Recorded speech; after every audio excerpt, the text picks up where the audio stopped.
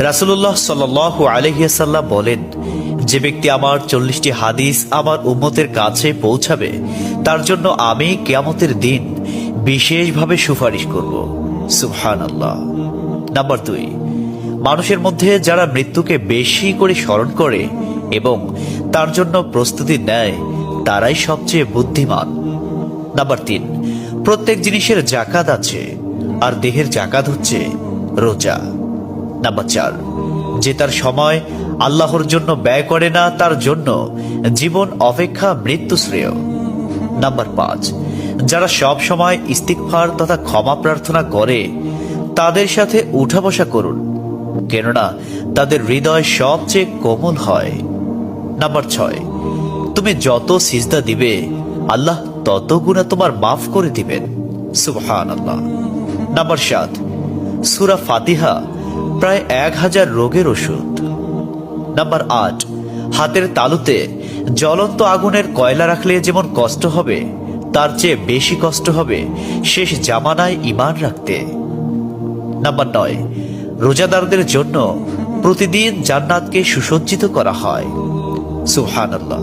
Number 10, রাসূল সাল্লাল্লাহু আলাইহি ওয়াসাল্লাম বলেছেন, কিয়ামতের দিন সব নবীর চেয়ে আমার উম্মতের সংখ্যা বেশি হবে এবং আমি সর্বপ্রথম জান্নাতের দরজা খুলব। সহিহ মুসলিম, হাদিস নম্বর 196। 11, যে ব্যক্তি রোজা রাখা অবস্থায় মারা যাবে আল্লাহ তাকে কিয়ামত পর্যন্ত সকল রোজার সওয়াব দান করবেন। সুবহানাল্লাহ। নাম্বার 12, যে ব্যক্তি ফজরের নামাজ আদায় করলো সে আল্লাহর হিফাজতে চলে গেল। নাম্বার 13, রাসূলুল্লাহ সাল্লাল্লাহু আলাইহি ওয়াসাল্লাম বলেছেন, রোজা ও কোরআন কিয়ামতের দিন মানুষের জন্য সুপারিশ করবে। মুসনাদে আহমদ, হাদিস নম্বর 6626। 14, নবীজি বলেছেন, রোজাদারদের জন্য সবচেয়ে বড় খুশির সংবাদ হলো হাসরের মাঠে আল্লাহ সবার আগে রোজাদারদের সাথে সাক্ষাৎ করবেন। সুবহানাল্লাহি ওয়া বিহামদিহি। 15, যখন রমজান আসে তখন জান্নাতের দরজাসমূহ খুলে দেওয়া হয়। 16, রাসূলুল্লাহ সাল্লাল্লাহু আলাইহি ওয়াসাল্লাম বলেন, যখন কোনো বান্দা আল্লাহর দিকে দুটি হাত উঠায় তখন তিনি তা ব্যর্থ বা শূন্যভাবে ফিরিয়ে দেন না। তিরমিজি, হাদিস নম্বর 502। 17, হযরত মুহাম্মদ সাল্লাল্লাহু আলাইহি ওয়াসাল্লাম বলেছেন, একটি খেজুরের অর্ধেক হলেও দান করে জাহান্নামের শাস্তি হতে নিজেকে হেফাজত করো। সহিহ বুখারী, হাদিস নম্বর 6023। প্রিয় ভাইরা, নাম্বার 18, যদি ভালো হতে চাও তবে সর্বপ্রথম মিথ্যা বলা ছেড়ে দাও। 19, তুমি যখন রাস্তা দিয়ে যাও তখন আল্লাহর নামে জিকির করো, কারণ হাসরের দিন ওই রাস্তা তোমার নামে সাক্ষ্য দিবে। 20, তোমরা সব সময় উজু করো, কারণ কিয়ামতের দিন যারা উজুকারী তাদের হাত পা উজ্জ্বল থাকবে। সুবহানাল্লাহি ওয়া বিহামদিহি। 21, যার দুঃখ বেশি তার প্রতি আল্লাহর রহমত বেশি। 22, যখনই নামাজে দাঁড়াবেন জীবনের শেষ নামাজ মনে করবেন। 23, যে মহিলা গর্ভাবস্থায় 1 খতম কোরআন পাঠ করবে তার গর্ভের ওই সন্তান একজন নেককার বান্দা হিসেবে দুনিয়াতে আগমন করবে। সুবহানাল্লাহ।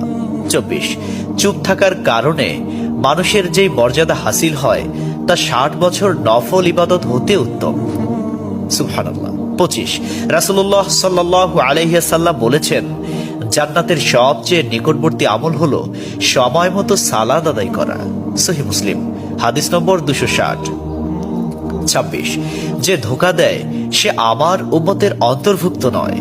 27, তুমি জানো তুমি সঠিক, তবু তর্ক করো না, তর্কে জড়াইও না। 28, হযরত মুহাম্মদ সাল্লাল্লাহু আলাইহি ওয়াসাল্লাম বলেছেন, তোমরা বিপদে পড়ে মৃত্যু কামনা করবে না, বরং বলবে, হে আল্লাহ, যে পর্যন্ত জীবিত থাকা আমার জন্য কল্যাণকর আমাকে ততক্ষণ জীবিত রাখুন, এবং যখন মৃত্যু আমার জন্য কল্যাণকর তখন তুমি আমাকে মৃত্যু দাও। 29, সূরা ইয়াসিনকে কুরআনের হৃদয় বলা হয়। 30, হযরত মুহাম্মদ সাল্লাল্লাহু আলাইহি ওয়াসাল্লাম বলেন, মায়ের একটি কষ্টের নিঃশ্বাস 7টি দোজখের চেয়েও ভয়ঙ্কর, আর একটি সুখের হাসি 8টি বেহেশতের সমান। সুবহানাল্লাহ। 31, যে অন্যের বাবা মাকে গালি দিল সে যেন নিজের বাবা মাকেই গালি দিল। 32, রাসূলুল্লাহ সাল্লাল্লাহু আলাইহি ওয়াসাল্লাম বলেছেন, আমি যা জানি তোমরা যদি তা জানতে পারতে তবে নিশ্চয় খুব কম হাসতে এবং খুব বেশি পরিমাণে কাঁদতে।